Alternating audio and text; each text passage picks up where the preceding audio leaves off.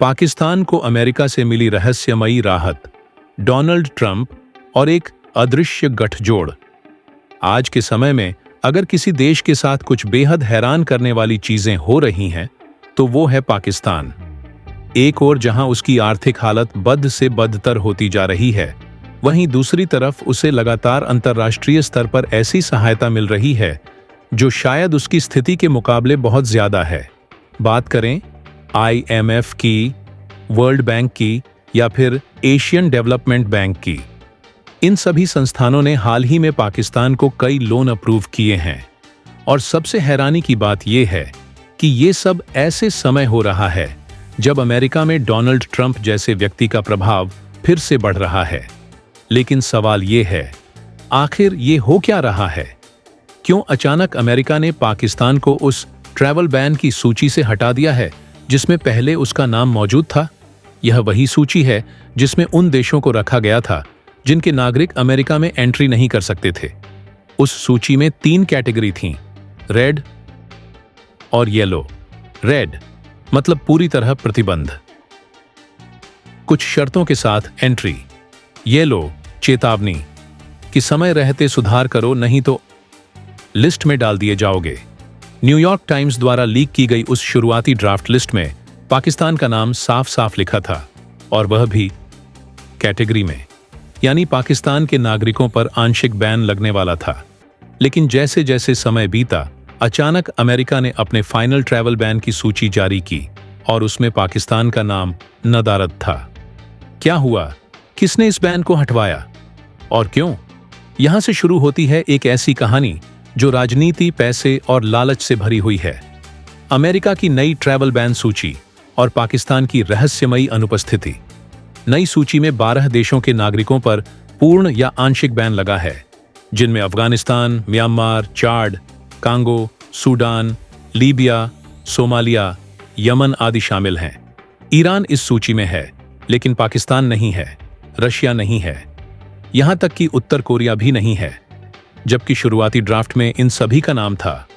पाकिस्तान जैसे देश को, जहां संयुक्त राष्ट्र द्वारा घोषित आतंकवादी खुलेआम घूमते हैं, उस देश को इस सूची से हटा देना ये कोई मामूली घटना नहीं है।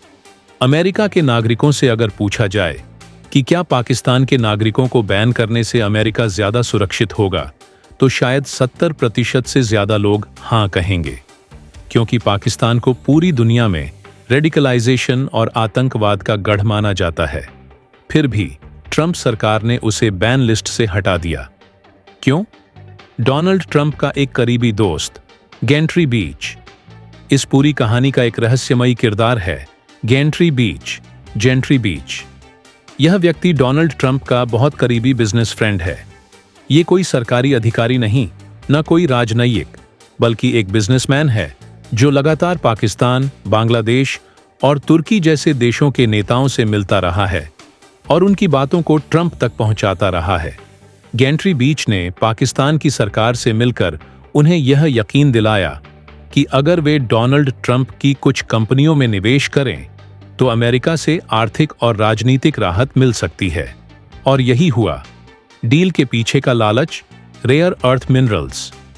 पाकिस्तान ने एक सपना बेचा। उन्होंने यह दावा किया कि उनके देश में बहुत अधिक मात्रा में रेयर अर्थ मिनरल्स मौजूद हैं।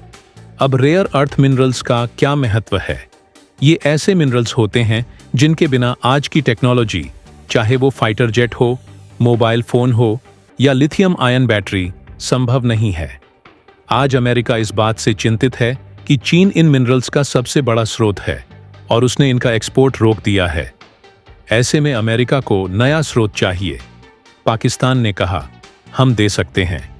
गेंट्री बीच ने ट्रंप को यह विचार दिया और पाकिस्तान ने ट्रंप की एक crypto company world liberty financial में करोड़ों डॉलर का निवेश कर डाला। ये कंपनी डोनाल्ड ट्रंप के बेटे डॉन जूनियर के स्वामित्व में है। ट्रंप का बदलता नजरिया और पाकिस्तान की वाहवाही। निवेश मिलते ही ट्रंप का रवैया पाकिस्तान के प्रति नाटकीय रूप से बदल गया। पाकिस्तान, जो पहले आतंकवाद का गढ़ माना जाता था, अब एक शांति चाहने वाला देश बन गया। ट्रंप के बिजनेस सर्कल के लोग मीडिया में जाकर ये बयान देने लगे, पाकिस्तान भी आतंकवाद से लड़ रहा है। पाकिस्तान इजराइल जैसा है। यहां तक कहा गया कि पाकिस्तान ने आतंकवाद के खिलाफ हजारों जानें गंवाई हैं। पाकिस्तान अमेरिका का फ्रंटलाइन सहयोगी है। इन बयानों को सुनकर शायद खुद पाकिस्तान के लोग भी हंसते होंगे, लेकिन अमेरिका में इसे बहुत गंभीरता से लिया गया। क्रिप्टो कंपनी और फंडिंग का खेल। वर्ल्ड लिबर्टी फाइनेंशियल, वो कंपनी जिसमें पाकिस्तान ने निवेश किया, वह अब ट्रंप के पुनः राष्ट्रपति बनने की संभावनाओं से भी जुड़ गई है। ये कंपनी अगर आगे चलकर विवादों में आती है, खासकर डेमोक्रेट्स की ओर से ट्रंप पर भ्रष्टाचार के आरोप लगते हैं, तो यह मामला और गंभीर हो सकता है। लेकिन फिलहाल की स्थिति यह है कि पाकिस्तान ने एक सपने के सहारे अमेरिका की नीति को प्रभावित कर दिया है। क्या यह सपना ज्यादा दिन टिकेगा?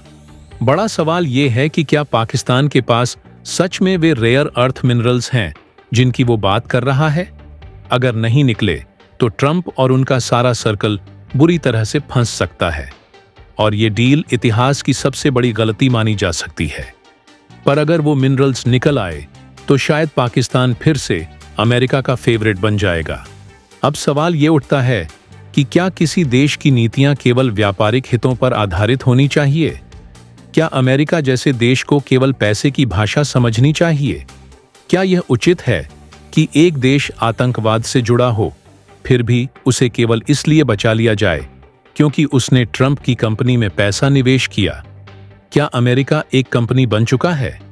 ये सवाल बहुत गंभीर हैं और ये दिखाते हैं कि दुनिया में कैसे नीति और नैतिकता की जगह अब व्यापार और प्रॉफिट ले चुका है। भविष्य में क्या हो सकता है? ऐसे संकेत मिल रहे हैं कि डेमोक्रेट्स आने वाले समय में गेंट्री बीच और ट्रंप के सर्कल को टारगेट कर सकते हैं।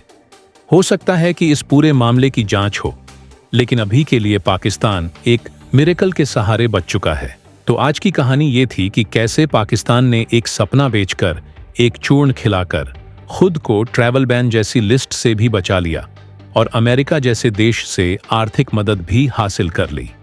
और यह सब संभव हुआ एक व्यक्ति के कारण, डोनाल्ड ट्रंप, और उनके आसपास बैठे उन व्यापारिक लोगों के कारण जिनकी नजर केवल लाभ पर है, सिद्धांतों पर नहीं।